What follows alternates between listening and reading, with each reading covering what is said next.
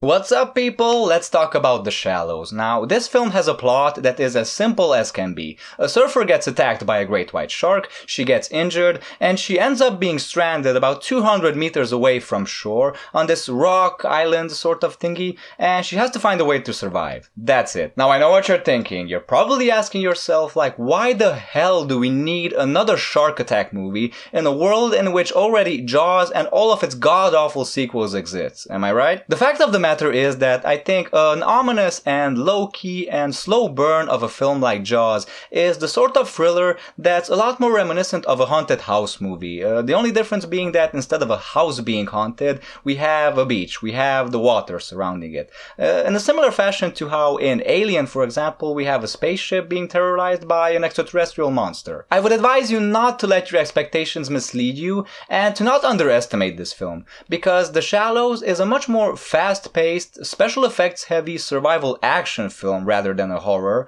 and much more in line with something like Gravity, for example. And to a degree, I mean that in the absolute best sense possible, because Gravity is a film mostly hailed for its awesome special effects, which really gave viewers a highly immersive experience. Now, I myself have never seen it in IMAX, or even in 3D for that matter, but I have seen it once at the cinema, and yes, I can attest to the fact that it indeed was one of the coolest movie-going experiences I ever had, at least as far as its visuals were concerned. The Shallows, while probably falling a hair short on the immersion scale when compared to Gravity, is still surprisingly one of the most technically accomplished films I have seen this whole year. The only one I think I can compare it to off the top of my head is Warcraft, and especially the orcs from Warcraft and the motion capture effects they had on them. That was quite impressive even by 2016 standards. This film is meticulously shot and edited to make you feel like you are actually going through the experience this woman is going through. When the waves are coming in, spinning her around, thrashing her about,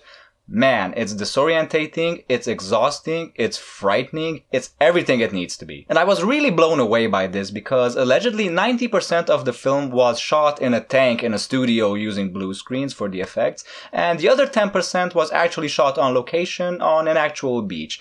And this was edited together in order to actually trick the audience into believing like the whole setting was real, and for the most part I really think it worked. I really have to applaud the film for this, even though there is a lot of computer-generated imagery in this film. There is a lot of CGI interference and interactions, like the shark, for example, is completely computer-generated. It reminded me of a film like Mad Max Fury Road, for example, in the sense that you have this very stylized look to the film. Your brain doesn't completely doesn't buy into it like 100%, but the quality of the effects and their consistency is so good that it makes you immerse yourself into it to the point where you actually believe it. You actually believe that what you're watching on screen is happening, even though it's not 100% realistic. Now, I have to mention that the entirety of the film doesn't always flow together so seamlessly. There are a couple of shots, especially close-ups and medium shots of the main character, during which the background is obviously CGI, and they do look a little bit more fake than I would prefer them to, but for the most part, it's pretty seamless, and it pretty much flows together quite well, and I really have to commend the film for this, because otherwise, I think it would have fallen completely apart, because this film is, as I said, not a realistic, and it doesn't try to be realistic at all. There are some things about this film that really don't make sense. I mean, I'm going to get a little bit into spoilers here. You can skip to this part in the video if you want to skip it, but I really don't think it matters that much. Like, after she gets stranded, people still come to the beach every now and then, and the first person who shows up, obviously she tries to signal this guy, she tries to like wave and shout off the top of her lungs like, hey, I'm here, I'm in trouble, get help. But this guy doesn't understand English, so he starts to swim out into the water. Obviously, he is attacked by the shark, he is ripped apart, he is ripped in two, but he does manage to get ashore, he does manage to get out from the water. And after that, like, apparently hours, maybe even days go by, and other people show up as well. The body of this guy, because he dies, I mean, he's ripped apart in two, is nowhere to be found. Nobody sees him. This is a small beach, and this is a small area, this is a small place all of this story is unfolding, and I was just thinking throughout the whole movie, where is that guy? What happened to him? How come nobody is noticing him? He just vanished. So the film prefers to undermine logic in favor of suspense. And I didn't really mind this all that much because, as I said, the suspense genuinely works. But there are some things here like the film really goes off the rails more and more towards the end in some spectacular ways. Especially, I mean, I don't know, this shark, man. I have heard that there are rumors that serial killer sharks do exist. Sharks that only kill people for sport and not necessarily because they want to eat them. I don't know if this has been proven to be true, if this is actually a thing. I know there's a crocodile in Burundi called Gustav, who allegedly is a serial killer who killed a lot of people just for sport and without eating them.